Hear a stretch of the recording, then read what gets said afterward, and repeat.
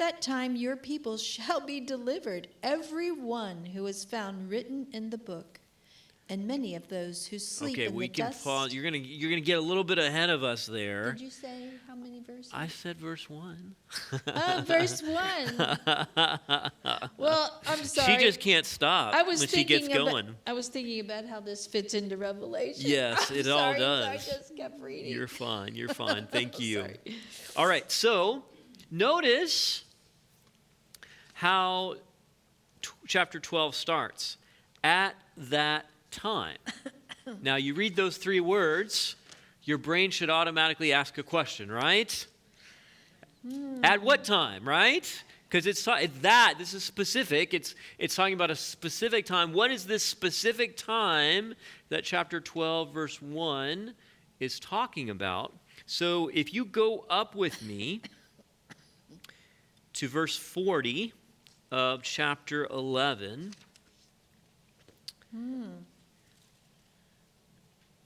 I think this is what chapter 12, verse 1 is referring to. So notice how verse 40 starts of chapter 11. At the time of the end. So what we have in verses 40 to 45 is events that are taking place at the time of the end. Remember, this is the time period that Daniel 8 was looking forward to, right? This time of the end, this last phase of Earth's history. We talked about, the feasts, and each of them, if we take them prophetically, Passover, Pentecost, and that Day of Atonement pointed toward that last time period. So this is the time of the end, the last phase of Earth's history. And notice, at that time, Michael shall stand up, the great prince who stands watch over the sons of your people. So sometime, the time of the end, Michael the prince is going to stand up. He's watching over God's people. There shall be a time of trouble, such as never was since there was a nation, even to that time, and at that time, notice the repetition of that phrase, right? Mm-hmm. And at that time, your people shall be delivered. So we have this repeat, right? At that time, Michael's going to stand up, and then the verse ends with, at that time, your people shall be delivered. So this gives us the sense that when Michael stands up, what's he doing for God's people? He's delivering them, right? There's this time of trouble such as there never was. And by the way, Jesus quotes from this. He quotes from Daniel 12 in his sermon about the end times and the second coming there in Matthew 24. He says there's going to be this time of trouble such as never was. And if those days weren't cut short, even the elect wouldn't be saved. When he says that time of trouble such as never was since there was a nation, he's quoting from Daniel 12, verse 1. So at that time, God's people are going to, this time of the end, there's going to be this persecution of God's people, but Michael's going to stand up and they will be delivered. Now, we need to think about this just a little bit, right? What does Michael standing up have to do with God's people being delivered? And how are we to make sense of this? So if Michael is going to stand up at that time and deliver God's people, what has he been doing before? He's been sitting, right? I mean, maybe you could say he's been lying down, but we assume he's probably been sitting, right? Now, let's think about this. Can we think about a moment in Daniel where someone took a seat or was seated and it was a significant moment? Daniel 7, remember? Yeah. I saw, the Ancient of Days. There are thrones, plural. The court was seated and the books were opened. We see this one like the Son of Man coming. Remember, this is Jesus' favorite phrase. He's seated there in this, with the Ancient of Days. He's seated there in judgment. It's a judgment scene. He's seated there in judgment. And again, my interpretation of this Michael figure in the book of Daniel is that Michael is referring to Jesus. Now, I don't believe Jesus is a created being. I believe he's eternal. He's God. He's always been God. He's fully God. But I believe that this is one of those names or titles given to Jesus. Now, you may beg to differ. You might think it's, some high-ranking angel similar to Gabriel. But in my interpretation, Michael is Jesus, which means that Jesus has been sitting on the judgment seat. And in fact, when you read the New Testament, when it refers to Jesus ascending after his resurrection, over and over, it talks about him going and sitting the right hand of his Father. He's going to sit in judgment. And this idea of sitting throughout the ancient world is connected with judgment. So let me just give you one very quick example, maybe two. When Paul, in the book of Acts, is going to appeal to Caesar, he gets in some trouble there in Jerusalem, and they're gonna try to try him locally. But as a Roman citizen, he's a Roman citizen by birth. He has the right to make an appeal all the way to Caesar. And the language that's used is he's appealing to the judgment seat of Caesar, right? It doesn't just say, I'm going to go and appear before Caesar and let him judge my case, but it's the judgment seat of Caesar. And in fact, we can read in Corinthians that we shall all stand before the what of Christ? The judgment seat of Christ. So in the ancient world, judgment took place when the judge or the king was seated. The judgment seat was the place of judgment. So here, in Daniel 12, verse 1, time of the end, God's people are being persecuted. Michael stands up, and so the way that I understand this is that means the judgment, the deciding, is done, right? We're not evaluating any longer. Now it's time to carry out what has been decided. Now it's time to execute the judgment that has been made. All right? So remember, in that Day of Atonement, that whole feast is associated with judging. And then afterwards is the proclamation, the announcement, the results of that judgment. So Michael is standing up, and he's going to, when Jesus comes, he says, behold, I come and my reward is with me, right? So he's coming, he's delivering God's people, and ultimately it will be judgment upon the enemies of God's people. So Michael standing up is good news. The judgment is completed. We're not waiting any longer, right? Michael is not just sitting and watching. Now it's time for action. Okay. Does that kind of make sense? Questions, comments, thoughts? All right, we're going to keep moving here. All right. To stand up in the Bible, doesn't that mean to take possession, to, like with Abraham when he walked the land and... So, standing certainly signifies action, right? If somebody goes from a sitting posture to a standing posture, when you're sitting, well, you can observe, you can decide, but you can't really act. So standing is a more active phase of whatever is going on. Maybe not taking possession, but taking ownership. Yeah, absolutely. Absolutely, yeah. Okay. So we're going to skip through verses 2 and 3. We're actually going to come back to verses 2 and 3. And we're going to go down to verses 4, 5, and 6. We'll spend a little time here and pick up a few themes. before we come back to verses 2 and 3. So, Renee, will you read those for us? Daniel 12, verses 4, 5, and 6. But you, Daniel, shut up the words and seal the book until the time of the end. Many shall run to and fro, and knowledge shall increase. Then I, Daniel, looked, and there stood two others, one on this river bank, and the other on that river bank. And one said to the man clothed in linen, who was above the waters of the river, How long shall the fulfillment of these wonders be? Okay. So Daniel, he's told to shut up the words of the book until the time of the end. We've talked about this verse. Many shall run to and fro. Knowledge shall increase. So Daniel looks.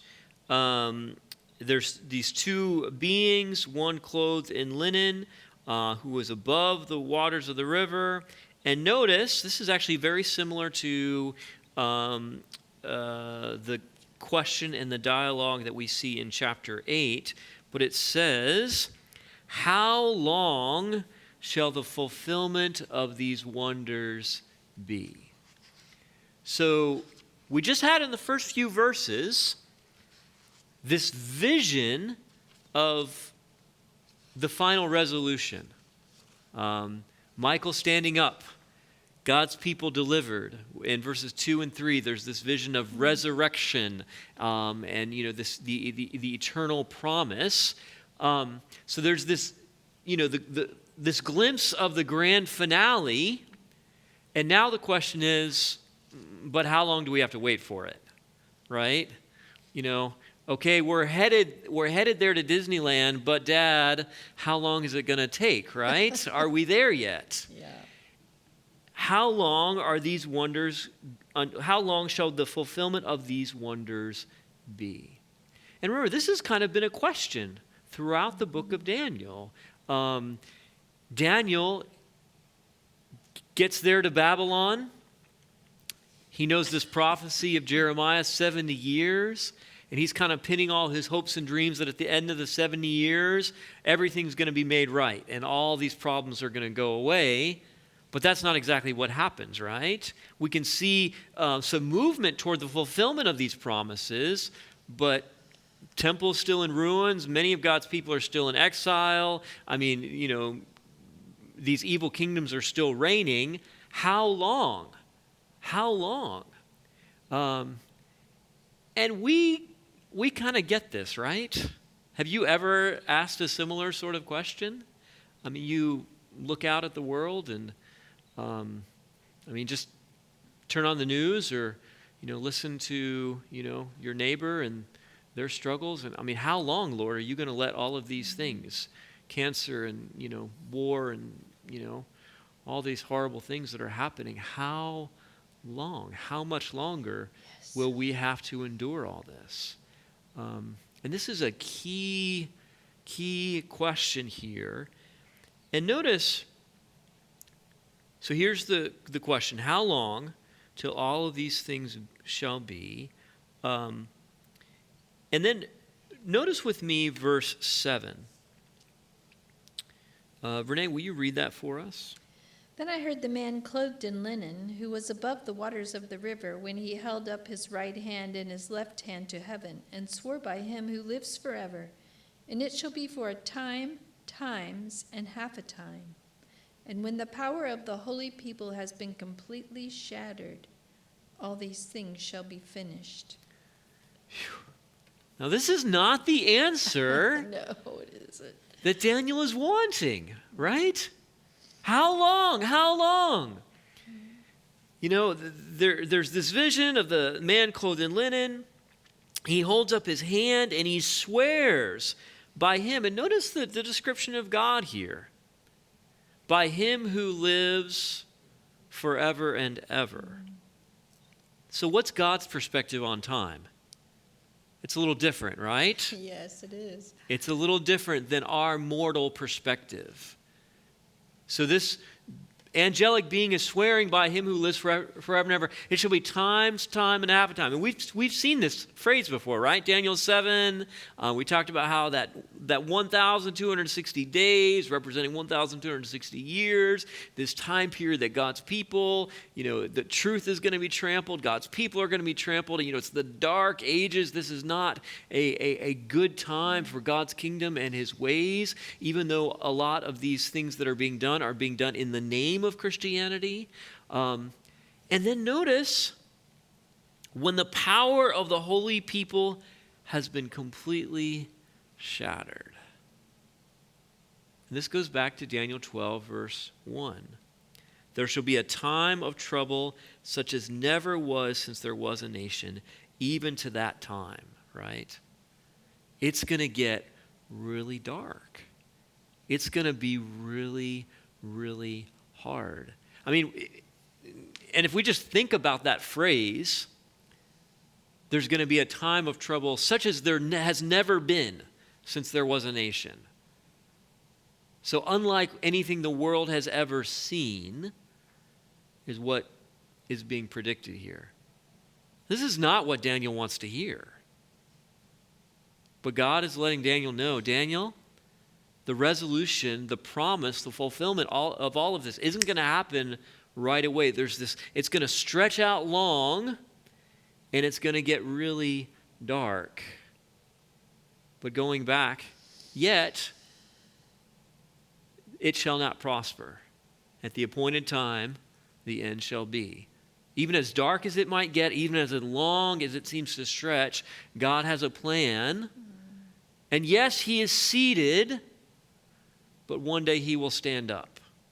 One day he will intervene in the way that he has promised and said he would. He's not just going to be sitting forever. He will act. Now, I want to just take a moment to kind of tie a little bit of this together visually. So, verse 4, but you, Daniel, shut up the words and seal the book until the time of the end, right? Meaning, these things aren't all going to happen right away, are they? We're looking in the long perspective, Daniel, and so don't expect this all to happen right away. And you're going to shut up and seal the book. Now, we've talked. I can't remember. How much have we talked about sealing and how it worked and what it was? Not very much? Okay. So let me just kind of walk you through a little bit of how this worked. So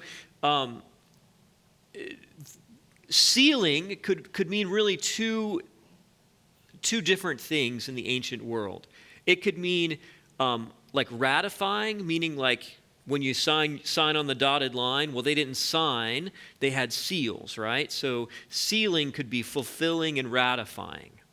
But the sense that we have in Daniel 12 is closing up and protecting until the authorized person. So this is a picture of an actual Hebrew scroll. There was a Jewish colony in between the Old Testament and the New Testament in Elephantine. This is in Egypt. There was a Jewish colony out of the diaspora that was there. We found some of their documents. So this is a Hebrew scroll, and notice how this works, right? So the scroll is written on. It's rolled up and flattened, and then it's folded in three. You guys see that? So you've got, this long scroll. It's folded here. It's folded here. On the outside is some descriptions of the document. And then they would take string and wrap it around the document. And then they would take a wax or clay. Well, they put wax or clay on that string. And then whoever is sealing the document, it could be an official, this is like a scribe or somebody, it could have been a king. They take their signet, on their ring or around their neck, and they press it in, and so their seal is pressed in. And now, in order for somebody to open the document, what do they have to break? They've got to break the seal, right? You cannot read the contents of that document without breaking the seal. And so what this was intended to do was that only the person who had the authority to break this seal would break it and read it. So if a king is sending a document to another king, well, they know that not everybody along the way, in the hundreds of miles between, their kingdoms is reading this document. When the king gets it and the document is still sealed, he knows that, it's been kept in confidence. And this was done for not just secret things, but for legal purposes. I think this is like a land contract or something, that this document that was sealed. But this is the way it works. So the angel tells Daniel, shut up the book and seal it for the time of the end. Meaning, Daniel, I don't think the angel is telling Daniel to physically seal the book, because we know the book of Daniel is copied down through the ages. We know, for instance, the Essenes and Qumran, who wrote the Dead Sea Scrolls. Daniel was one of their favorite books, right? So they're making all these copies of Daniel. So the book of Daniel isn't physically sealed, but I think he's talking in a spiritual sense, that this book is not going to be understood, that the prophecies of this book are not going to be fulfilled until the time of the end. So Daniel, don't look for the fulfillment of all this in your day. History's going to stretch long, and in the last days, the time of the end, that's when we will see these things being fulfilled. Okay, questions just about how this worked here? All right, so let's go very quickly to the book of Revelation, and I just want to make a connection between, we'll come back to Daniel 12, but I just want to make a very quick connection between what we just read in Daniel 12, Daniel shut up the words and seal the book until the time of the end, with a vision that is seen in Revelation 10. By the way, there's so much more we could say about this topic of sealing and opening, unsealing and opening the scroll. There is this wonderful scene in earlier in Revelation. This scene of who is worthy to open the scroll, right? And, there's this, John is weeping. There's no one in heaven and earth is worthy, has the authority to break this seal until we see this lamb who was slain, who's on the throne. And the lamb is said to be worthy.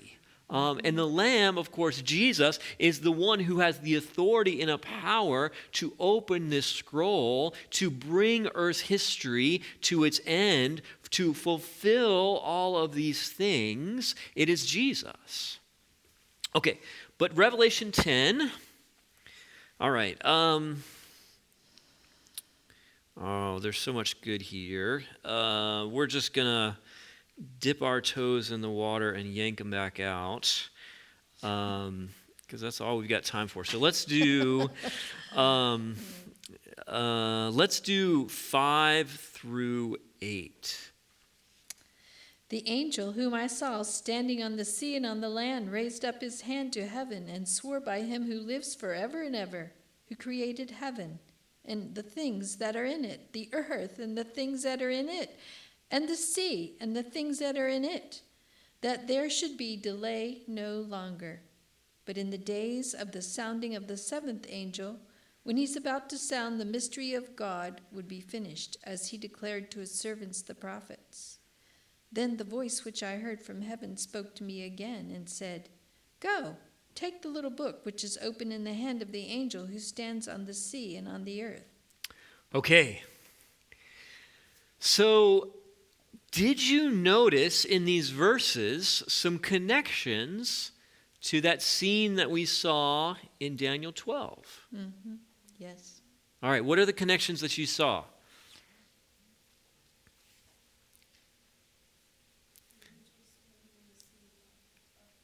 Yeah, so the angel is standing, and notice what he does. He raises up his hand and swears by him who lives forever and ever.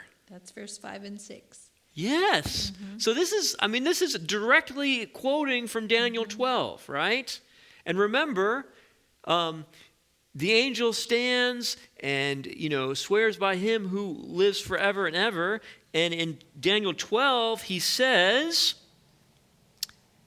it shall be for a time's time and a half a time. And when the power of God's people has been completely shattered, then the end shall be. But notice, this angel isn't saying, oh, it's going to stretch out long, and there's going to be, this shattering of God's, the strength of God's people. He stands and he swears by him who lives forever and ever that there should be delay no longer. Meaning, we're done waiting. We're done waiting. This is time to bring this thing to an end. There shall be delay no longer, but in the days of the sounding of the seventh angel, and that's a whole other topic because there's these 7 angels in Revelation, and of course they sound successively. So the 7th is the last. You think about that last day of creation, right? The sounding of the 7th angel. When he is about to sound, the mystery of God would be finished. Now, we'll just have to take some very quick shortcuts here. But if you read in the letters of Paul, it's very clear that when he refers to the mystery of God, he's referring to the gospel. This truth that was a mystery until Jesus came and died and rose again and ascended to the right hand of God, and now is being declared and made known by the church. Not just to the earth, but Paul says to the principalities. This mystery is the gospel. So in the days of the sounding of the 7th angel, when he's about to sound, the mystery or the gospel should be finished. Now you might remember in Matthew 24, when Jesus says, and this gospel of the kingdom shall be preached to all the world, and then the end shall come. Meaning everybody's going to get a chance. Everybody's going to hear the good news of Jesus and what he's done and the kingdom of God that will reign. And then the end is going to come. So the sounding of the mystery of God would, the mystery of God would be finished as he declared to his servants the prophets. And by the way, that word declared there in Revelation 10 verse 7 is literally gospeled, as he gospeled to his servants the prophets. So this is talking about the very end. So in Daniel, it's shut up the book, it's seal it, for it refers to many days in the future, the time of the end. In Revelation, there's not going to be any more delay. When the 7th angel is about to sound, the mystery of God, the work of the gospel is going to be finished. And then notice in verse 8, then the voice which I heard from heaven spoke to me again and said, go, take the little book, notice the adjective, which is open in the hand of the angel. Now, what book is this talking about? Remember, this is taking language directly from Daniel 12. In Daniel 12, seal up the book, close it. In Revelation, that book is opened.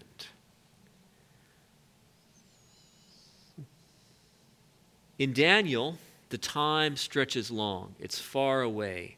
In Revelation, this is 600 years after, but this is more importantly after the death and resurrection and ascension of Jesus.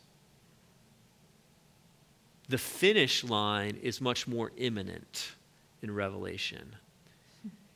And part of that finish line, part of that end is this opening of the book of Daniel.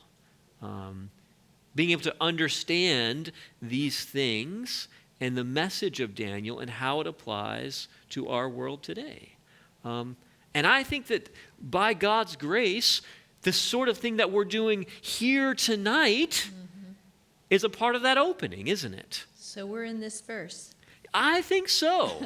I think so, too. All over the world, God is using His Holy Spirit to help people understand these prophecies, how they point to Jesus, how they give us courage in a time when evil seems to reign, and that evil has an expiration date, that God's kingdom is going to be ushered in, and that we need to live for Jesus and His kingdom. I think all of that, we're a part of it. And all of those who are taking an interest in these things are a part of it. Okay. Questions, comments, thoughts about the sealing and the opening of the book of Daniel. Joe. What about the 70 weeks? Okay. That meant Okay. fulfill until the I see. Very good question. So Joe's question is, what about the 70 weeks? You're talking about Daniel 9, the prophecy of Daniel 9. What about the 70 weeks? Is that a prophecy that was not meant to be fulfilled or understood? So go with me very quickly to Daniel chapter 8.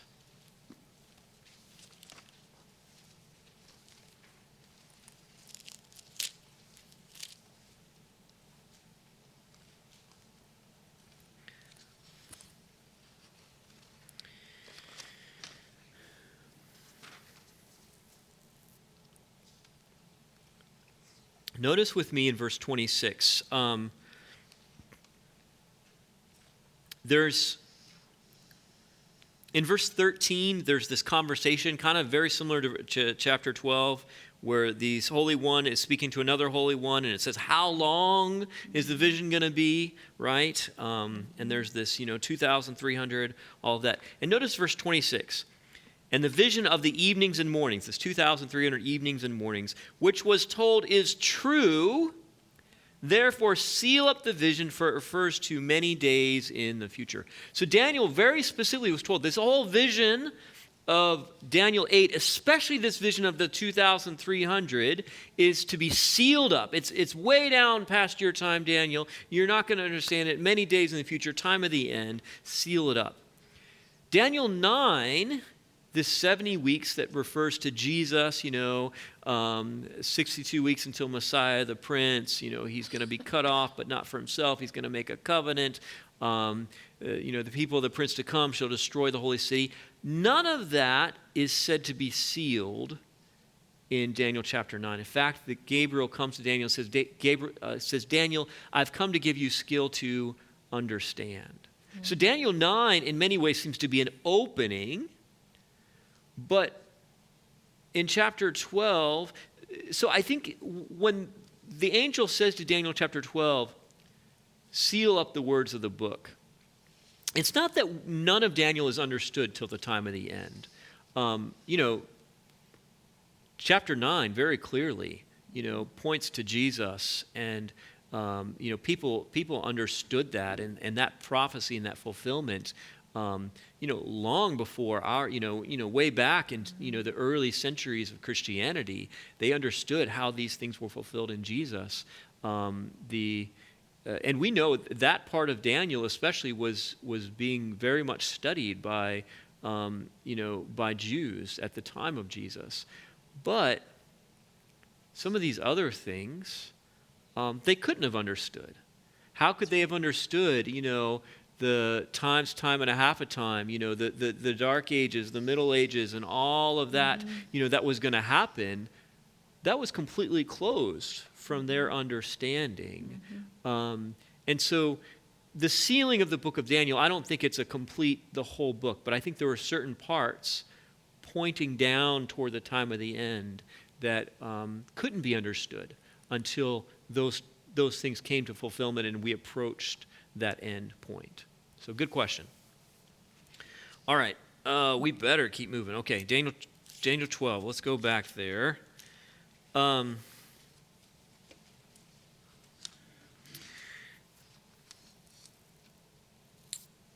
man. Time. All right. Time and a half a time. Times and a half a time. That's what I don't have is time. All right. Yeah, let's just keep reading, and I'm gonna frustrate some of you as I skip over some things, and that's fine. You can just be mad at me. That's what we'll have to do. All right. We'll ask you next week. You can ask me next week. Yeah, that's actually a good idea. All right. All right. Why don't you read for us verses 8, 9, and 10, Renee? Although I heard, I did not understand. Then I said, My Lord, what shall be the end of these things? And he said, Go your way, Daniel, for the words are closed up and sealed till the time of the end. Many shall be purified, made white, and refined. But the wicked shall do wickedly, and none of the wicked shall understand, but the wise shall understand. Okay. All right, so again, we can see this repeated theme. Daniel wants to know, Lord, when, how? Give me some more information here. Daniel, it's going to be sealed. The words are closed till the time of the end. And then notice what he says. So what's going to happen in the meantime?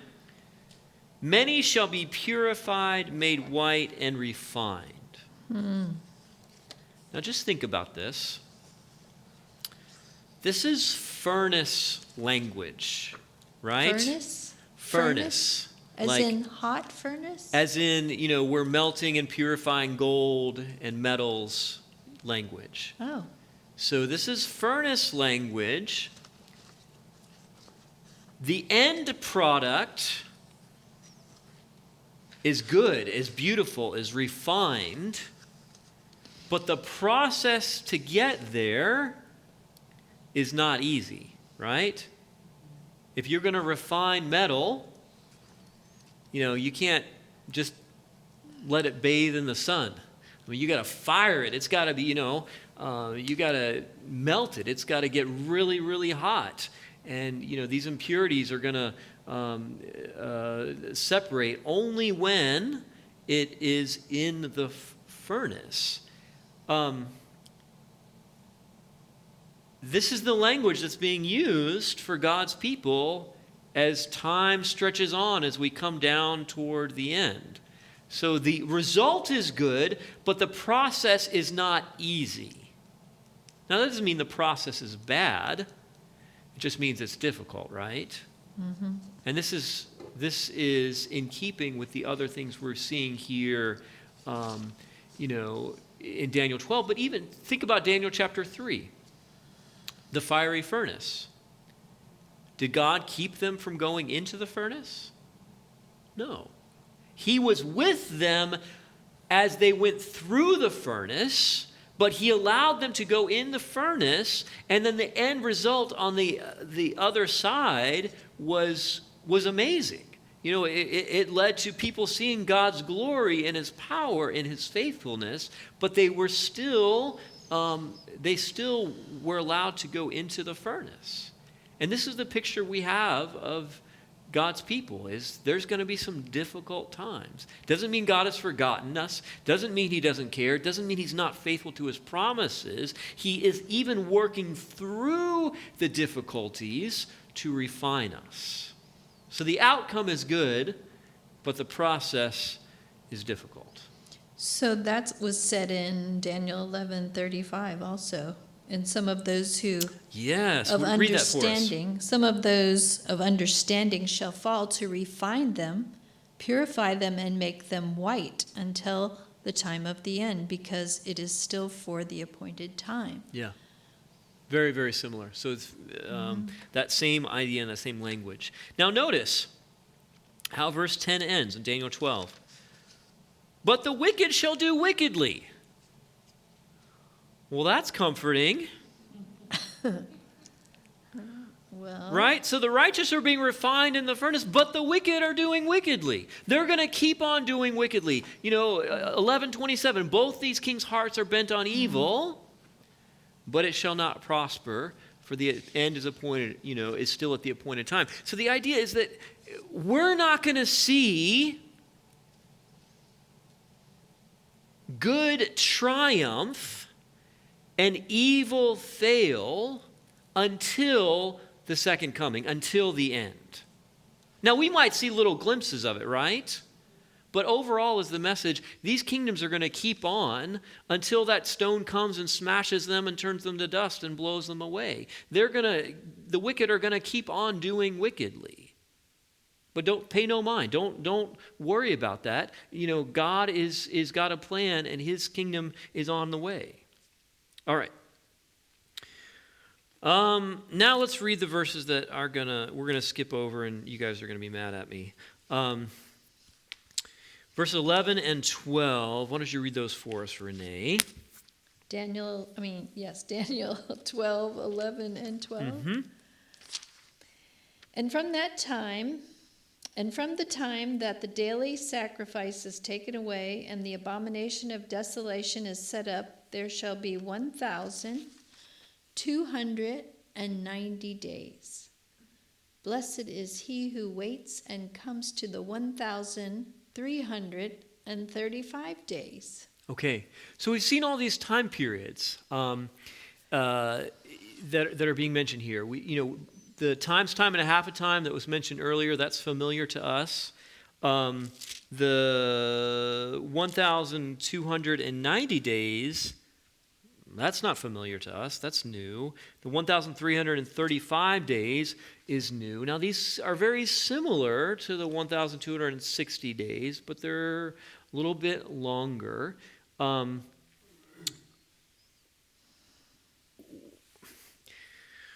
We can't get to where I want to go tonight if we talk about all of this. So what I'm going to encourage you to do is, if you go back and look at the recording from the last time we did this, I walked through this not in great detail, but I give an overview of the 1290 and the 1335.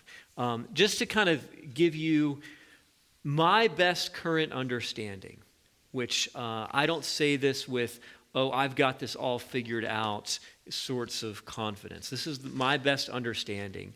In Daniel 7, we saw this 1,260 days or years. Remember, we looked at 538, the clearing of the way for papal power. The church is taking that vacuum that the Roman Empire left behind. In 1798, the Pope is taken prisoner, and that time period, that temporal power of the papacy comes to an end. I believe that the 1290 and the 1335 overlap this time period, but obviously they are longer. My best understanding is that the 1290 begins in 508. Remember the three horns that are plucked up by the little horn to clear the way? In 508, Clovis converts to Christianity. The Visigoths are conquered. He converts to Nicene Christianity, which basically there were these two competing views, Arianism and Nicene Christianity. His conversion really meant that all the Frankish kingdom, think France, is going to come on the side of the Bishop of Rome. And this is a big deal because it really, the decision of him to convert to Nicene Christianity, to the Christianity that is espoused by the Bishop of Rome, is going to lead to it has huge ripple effects for the rest of Western European history, and who will fall under Christendom. But also at that same time, the Visigoths, the first one of these horns, are plucked up. So extends all the way down to 1798.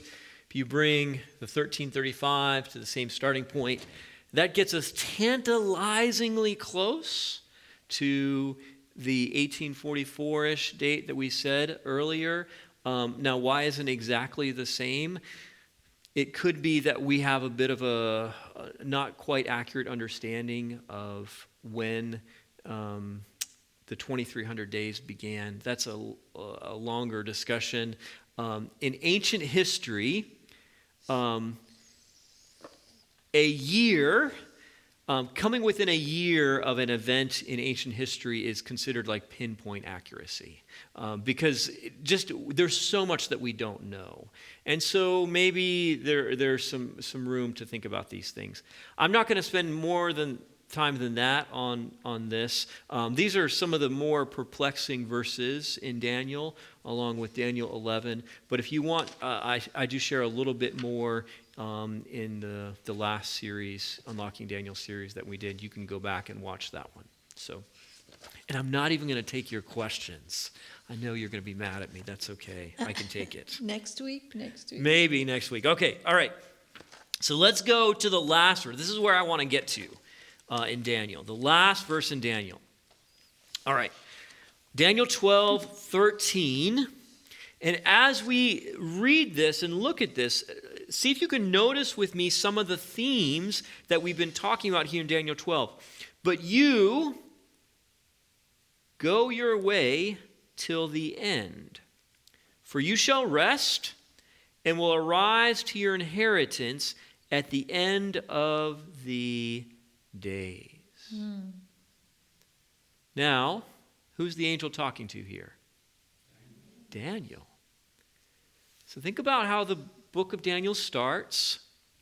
Daniel's this young man. He's been carried captive to Babylon.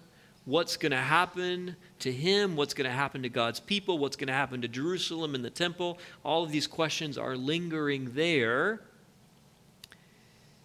And there's this hope, right, that Daniel has in his heart, that he's going to go back, that the temple in Zion is going to be rebuilt and everything's going to be restored. And he's lived the entire, of these 70 years. He's seen Babylon fall and it's conquered by the Persians, and the Jews are returning back.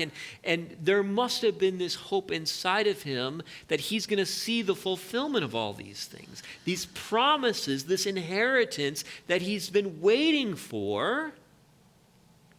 But notice how the book ends. But you go your way till the end. And I think he's talking about Daniel's end there, right? For you shall rest.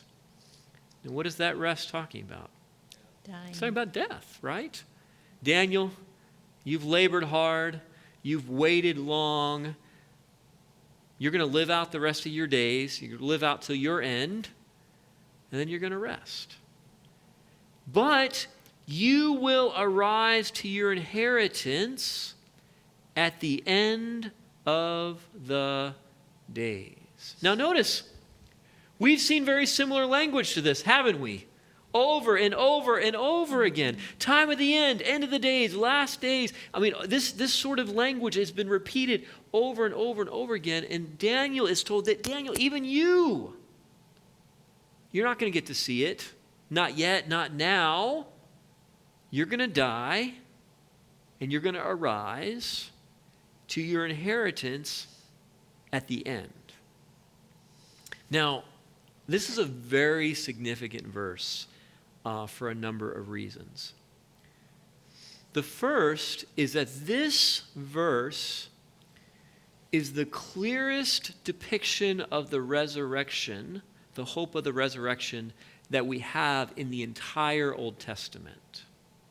Now, sometimes when we read the New Testament, it's easy to kind of think that everybody in the Old Testament had the perfect understanding of things that we have after we've, seen Jesus and his death and resurrection and ascension and heard all of the things he said and the things that Paul wrote and John wrote, and that everybody in the Old Testament had this clear, perfect understanding of the end of things and what's going to happen like we do today. Well, that's not really the case. God showed things gradually. There's this unfolding, And if you read through the entire Old Testament, there's these hints around the resurrection. There's these hints around this final hope that we have. But a lot of the Old Testament is focused kind of on the here and now. And here in Daniel 12, we have 12:13, we have the clearest statement about the hope of the resurrection that's in the entire Old Testament. Now, I think saw a hand. Did somebody have a hand over here? No. Okay. So, it's a big deal because of that. And in fact, we're going to go and we're going to look at some verses in the New Testament to help us understand a little bit more about what's going on here. Because this verse in Daniel 12:13 is really going to be a precursor to the truth that's going to be unfolded by Jesus and by his resurrection and by his followers and their understanding of the hope that we have. And, the resurrection is going to be a very big deal, right? When we get to the New Testament, Paul's going to say things like, if there's no resurrection of the dead, your faith is useless. There's not even any point if there's no resurrection of the dead. We should be pitied because of the faith that we hold if this resurrection thing isn't true, isn't real. He was talking to the scribes and the Pharisees, wasn't he? I'm Not thinking only them, but I mean, they were confused about that subject. yes. So you're thinking about the Pharisees and the Sadducees. Did I say what? You said yeah. scribes and Pharisees. Yeah. Yeah, But the that's what I meant to Sadducees didn't believe in a resurrection. Right. So and so there's this, there's this debate. This some people don't believe in it, and Paul very clearly says, if there's no resurrection, that's all of our hope is there on Jesus' resurrection and ours. yes. And if he wasn't resurrected, then we won't be either. And the whole thing is just a sham, and you might as well give up your faith because it doesn't, it's not worth anything. He says that in 1 Corinthians 15. So before we get there, let me just point out one other thing here. Notice, go your way to the end, for you shall rest, and you will arise to your inheritance. And notice, when is that? It's going to be at the end of the days. Mm-hmm. So the angel doesn't tell Daniel, you're going to die, and immediately when you die, you are going to be, in the heavenly courts and receive your inheritance. No, Daniel, you're going to rest, and you're going to wait for the resurrection, which will happen at the end of the days. Yes. So there's not this understanding that when he dies, he goes straight to his reward, but he's waiting, he's resting, and then he will be resurrected at the end. Notice with me, if you go to... Well, okay, let's start here. We'll go to 1 Thessalonians chapter 4.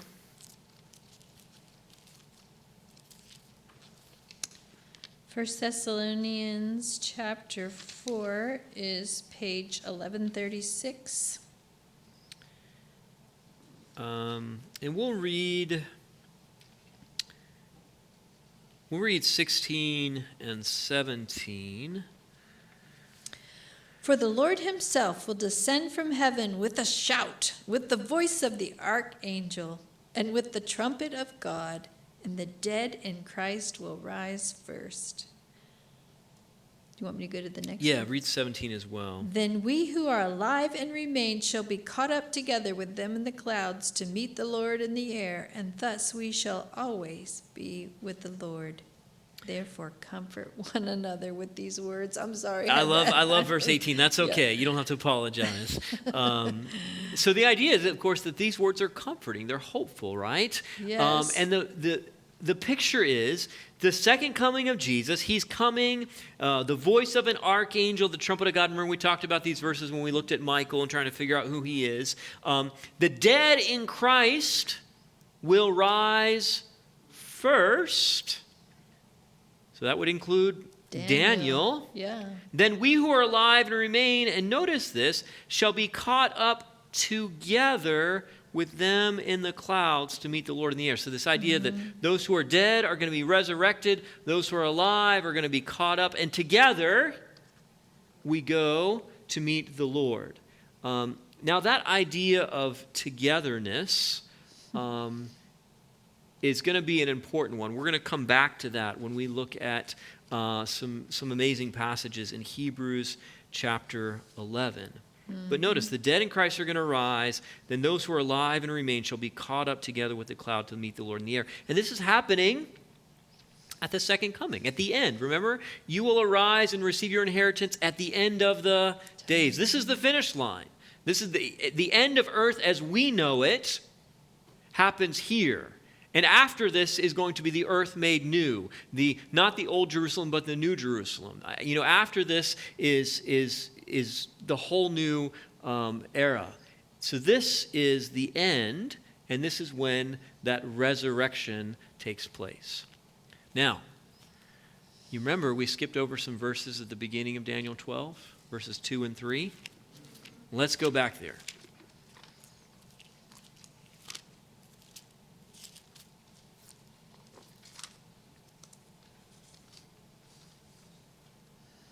Daniel 12 is on 871. And verses 2 and 3. Yep. And many of those who sleep in the dust of the earth shall awake. Oh, really? Well, that is very similar, isn't it? Mm-hmm. Some to everlasting life, and some to shame and everlasting contempt. Those who are wise shall shine like the brightness of the firmament, and those who turn many to righteousness like the stars forever and ever. Okay, so just walk with me through this. Remember, in chapter 12, it starts out at that time, right? Which time are we talking about? The time of the end of all things. At that time, Michael shall stand up. Chapter 12, verse 1 ends with, even to that time, at that time your people shall be delivered. Everyone who's found written in the book. So this is the end of things. Michael is standing up. God's people are delivered. And notice what's also happening. And many of those who sleep in the dust of the earth shall awake. So those who are sleeping in the dust, what would we call that? Death, right? I mean, these aren't people just taking a nap in the dirt.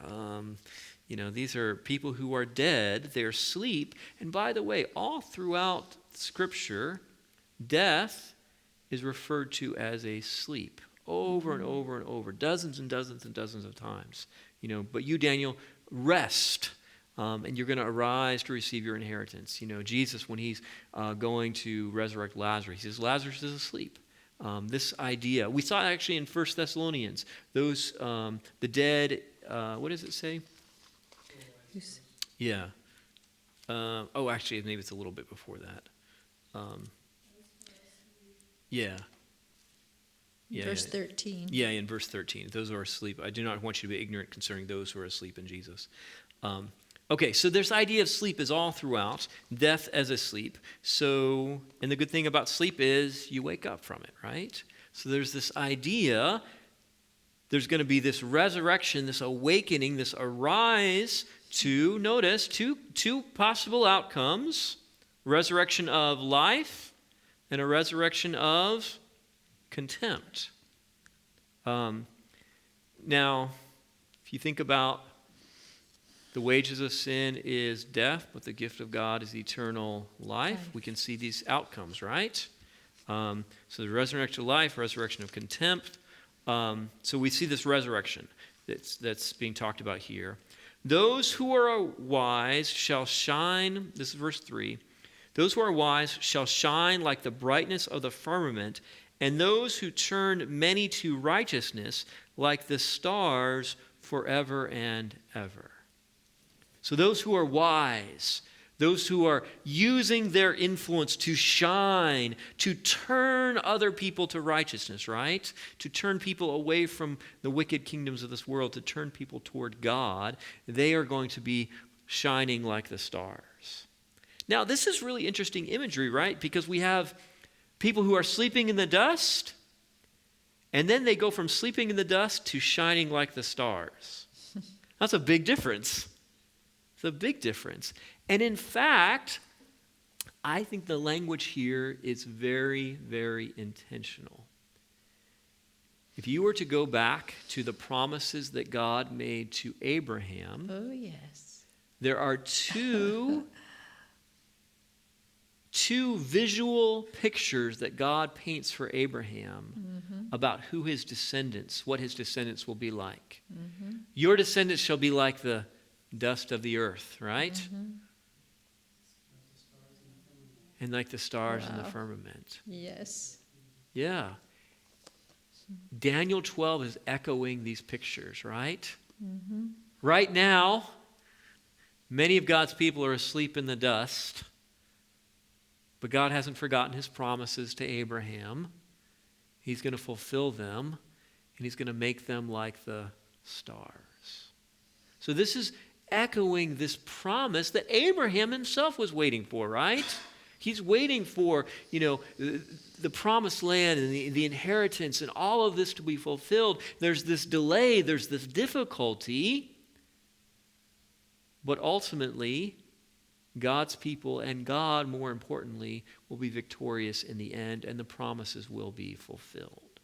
So I think all of this is being echoed here in Daniel 12. And what I want to do, there's a very interesting chapter in the New Testament, Hebrews chapter 11. Sometimes this chapter is called, you might have heard it referred to as the Hall of Faith. And here we see a declaration of when both Abraham and Daniel will receive the promise they've been waiting for. So we're going to go to Hebrews chapter 11. We can't read all of this, It's toward like always, but we'll pick out some good parts. 1156. Depending on where you start. All right, we're going to start 1155. Yeah, but let's actually start, we're going to get to 12 and 13, but let's start in 9 and 10.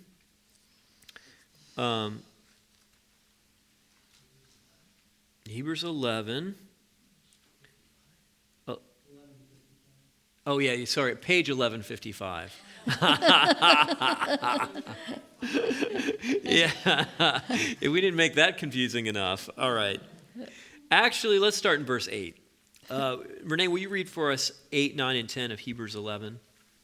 By faith, Abraham obeyed when he was called to go out to the place which he would receive as an inheritance, and he went out, not knowing where he was going. Okay, hold on. Pause there for just a second. Does anybody remember what land Abraham left? In the land of the Chaldees, which is Babylon, right? Abraham was called out of Babylon to go to the promised land. He obeys, right? All right? And he's going to receive an inheritance. All right, now, sorry, I didn't mean to interrupt, I did mean to interrupt, but keep going, 9 and 10. By faith he dwelt in the land of promise, as in a foreign country, dwelling in tents with Isaac and Jacob, the heirs with him as of the same promise. And for he waited for the city which has foundations, whose builder and maker is God. Okay. Oh, there's a lot in there. There's a lot of good stuff in here. So he goes out of Babylon. He's in the land of promise. But does the land of promise fulfill everything he's been waiting for? No, because he's still waiting for a city that's got foundations, right? It's not going to be blown away like dust. It's going to be eternal, whose builder and maker is God. Well, that city hasn't happened yet. No. So even though Abraham lives in the promised land, that promised land is just an echo of the real kingdom, the real city, the real Jerusalem that he's waiting for. All right, so let's read Okay, so it talks about Sarah, let's read 13 and 14. These all died in faith, not having received the promises, but having seen them afar off, were assured of them, embraced them, and confessed that they were strangers and pilgrims on the earth. For those who say such things declare plainly that they seek a homeland. Okay.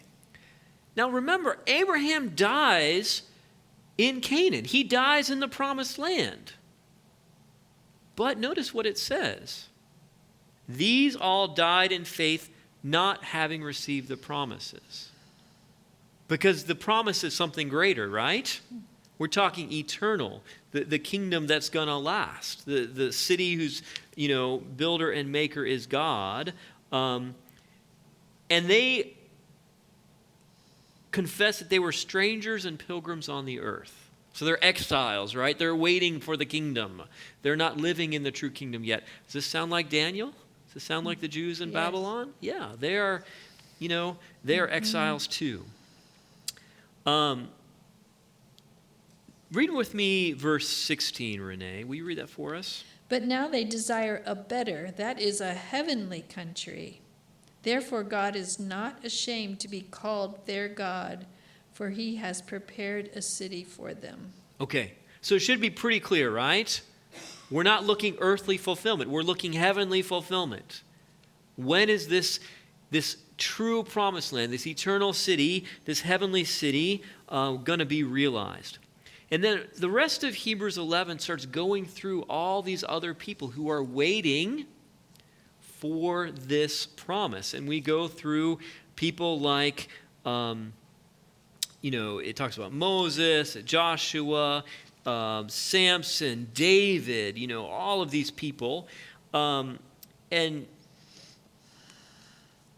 it includes even Daniel. Let me see if I can find it. All right, let's read 32 and 33. Will you read those for us, Renee? And what more shall I say? For the time would fail me to tell of Gideon and Barak and Samson and Jephthah, also of David and Samuel and the prophets, who through faith subdued kingdoms, worked righteousness, obtained promises, stopped the mouths of lions. Okay, so who are we talking about there? Stop the mouths of lions through faith. This is Daniel, right? Yes. So all of these people, David and Barak and Samson and Gideon and the prophets, including Daniel, are waiting for this heavenly city. They're waiting for this promised land.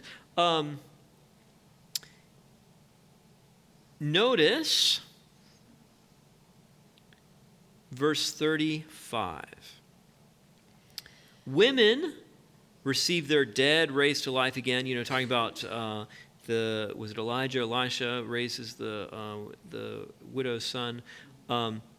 Others were tortured, not accepting deliverance. Notice that they might obtain a better resurrection. Now in Daniel, remember, those in the dust are going to arise, some to everlasting life, some to contempt. There's two different resurrections. There's a better one and a, not so good one. So these people are holding on to their faith, even, not giving in when they're tortured for this hope of a better resurrection. Yes, Scott. Jesus also references those two resurrections in John 5. Yes, exactly. Yeah, we're going to get there in just a moment, but you're exactly right. Jesus is going to make a reference to this whole idea of these two resurrections, and I think he's alluding back to Daniel 2 as well. I mean Daniel 12 as well, verses 2 and 3. But yeah, you're exactly right. We're gonna get there. Okay, so they're waiting. They did not receive the promise. They've died, hoping for a better resurrection. Notice with me the punchline of the whole chapter, verses 39 and 40. These are some of my favorite verses. I love these verses. All these, having obtained a good testimony through faith, did not receive the promise. God, having provided something better for us, that they should not be made perfect apart from us. Now just think about this. These are people of good testimony and amazing faith, but at their death, they did not receive the promise. There's this delay. There's this waiting. But you, Daniel, shall rest and arise to receive your inheritance at the end of the days, right? So they're resting, they're waiting, did not receive the promise, God having provided something better for us. That's for you and I, right? That they should not be made perfect apart from us. Now remember back in 1 Thessalonians, the dead in Christ shall rise first. Then we who are alive and remain shall be caught up together with them to meet the Lord in the air. God's plan is that we all will experience the realization of the promise together at the same time. Now just think about this. It's not one person going ahead, the other person going ahead. One by one they trickle in. Abraham, David, Daniel, all of these people, they're waiting, haven't received the promise, and they're waiting to that moment. The dead in Christ shall rise. Those who are alive and remain shall be caught up together. And think about this. We will get to watch Daniel's face. That'll be great. When he sees the New Jerusalem. We will get to watch Adam when he eats from the tree of life for the first time there in the New Jerusalem. And David and Abraham, all of us together. Think about even, I see the tears in my friend's eyes here. Those of us who've lost loved ones. Hand in hand, together, we get to experience the promises with them. Isn't that beautiful? It is beautiful. Isn't that beautiful? And just think about this. Like, if your family goes on a vacation, let's pick a place. We're going to all go Fiji or someplace. You don't all just book your own separate tickets. Get on your own individual flights, arrive there, you each get your own rental car, and you go see it all by yourself. Is that how you do a family vacation? No. You all go together so you can see it together, so you can experience it together, because somehow simply being together enhances the joy, doesn't it? Yes. It's more enjoyable when we do it with people that we care about and we get to experience it all at the same time. This is God's plan. There's this delay, this waiting, but ultimately, God is going to bring us all together to experience the fulfillment of the promise at the same time. It's beautiful. It is. Beautiful. It's really beautiful. Yes, Scott. I mean, we know that there were a few that the Bible referenced that did go ahead.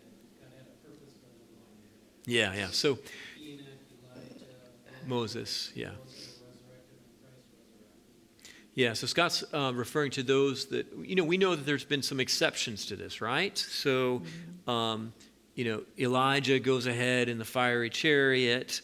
It says Enoch walked with God and God took him.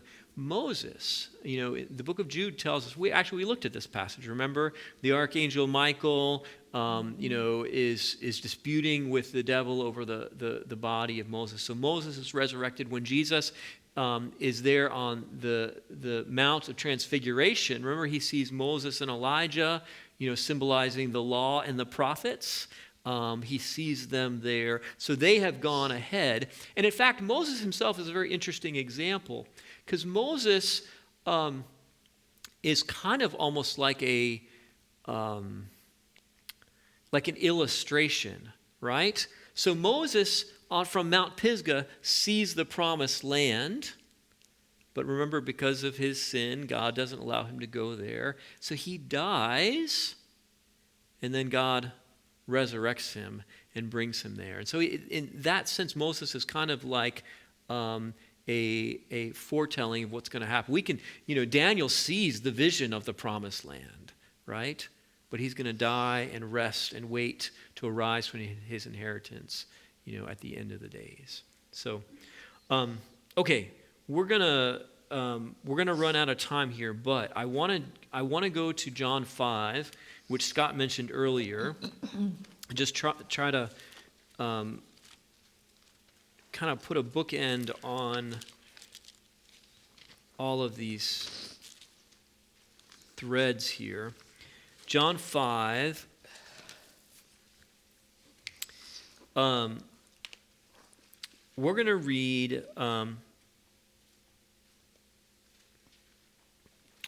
There's so many good verses here. Let's just read 25 through 29. 25 through 29. Yeah. Most assuredly, I say to you, the hour is coming, and now is, when the dead will hear the voice of the Son of God, and those who hear will live. For as the Father has life in himself, so he has granted the Son to have life in himself, and has given him authority to execute judgment also, because he is the Son of Man. Okay, hold on. Pause there for a minute. Jesus is talking about himself. The Father's granted me authority to execute judgment because he is the Son of Man. Now, where's that a reference to? This is Daniel 7, isn't it? Remember, yeah. The Son of Man sitting on the throne. The court is seated, judgment is opened. This is a reference. Jesus is saying, I am the Son of Man in Daniel 7. I'm the one who gets to judge and decide. And by the way, I'm the one who gets to grant life. I have that privilege and authority given to me. All right, 28 and 29, read those for us. Do not marvel at this, for the hour is coming in which all who are in the graves will hear his voice and come forth. Those who have done good to the resurrection of life, and those who have done evil to the resurrection of condemnation. Okay, notice the two resurrections. Jesus is saying the hour is coming. It's future. He's not saying right now. He's not saying those who've died, they've already gone ahead, to reward and punishment. No, they are, he says, all who are in their graves. So they're waiting. They're in their graves, are going to hear his voice. This is very similar to 1 Thessalonians, the voice of the archangel, the trumpet of God. They will hear his voice and come forth, notice, to the resurrection of life and to the resurrection of condemnation. Where have we seen a passage in the Bible before where we have two resurrections, a resurrection of life and a resurrection of condemnation? Daniel 12. Jesus is referring to Daniel 12 verses 2 and 3, and he's saying, I'm the one who's going to do it. Mm-hmm. I am the one. My voice is going to raise them up out of the dust to life or to condemnation. I am the one who has the power and authority to execute judgment. I'm the Son of Man on the throne in Daniel 7. I will raise the dead. I will decide the fates. That is me. So Jesus is helping us understand what's going on in these passages in Daniel. Okay. Before we kind of bring this to a close here this evening, let me just pause for a moment. Questions or comments just about this whole idea of resurrection, Daniel not receiving his reward, Abraham not receiving his reward right away at death, but waiting for the resurrection at the end. Donna, question.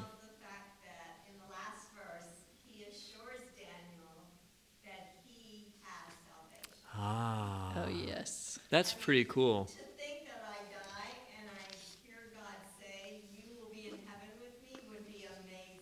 Yeah. Yeah. So Donna's just saying how wonderful. Daniel has this confidence. Daniel, well done, my good and faithful servant. You Yes. will arise to receive your inheritance.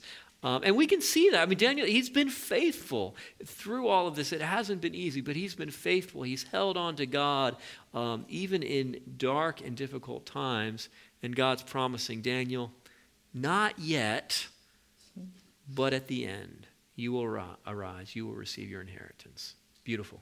Yes, Stacy. Well, so I was just noticing that this is also referring to a second death for those who are not with Christ. Now that's a whole other topic. Yes. That's a revelation topic. So Stacy is referring to, there's this second death for those who, so it's a resurrection of life. Well, what's the other side look like? In Revelation 20 talks about, this being the second death. And that's the whole lake of fire. We don't have time to even begin thinking about getting anywhere close to talking about that tonight. But I actually did a sermon here at Valley Fellowship that talked about that a number of months back. And if anybody's interested, we could send out a link to that, and you could watch it. And it pulls together some of these same themes about what happens. So, Daniel, he lost sleep over, he felt sick over, watching all these visions and the terrible things that were going to happen. And God said, it's okay. You don't have to go through any more of this. yeah. You've been through enough. Yeah, absolutely. You'll rest, go your way, Yeah. and see the big finale. Yeah. It's just like, it's like, going to sleep and waking up, and it's the day that you're headed out to the beach or whatever, It's like, he wakes up to the best of all news possible. And it's amazing. It's amazing. And with that city and the church that he's labored over and prayed over and sweat over. Yeah, absolutely. The New Jerusalem. The New Jerusalem. Yeah. And Daniel never got to see Jerusalem again in his days. He dies there in Babylon.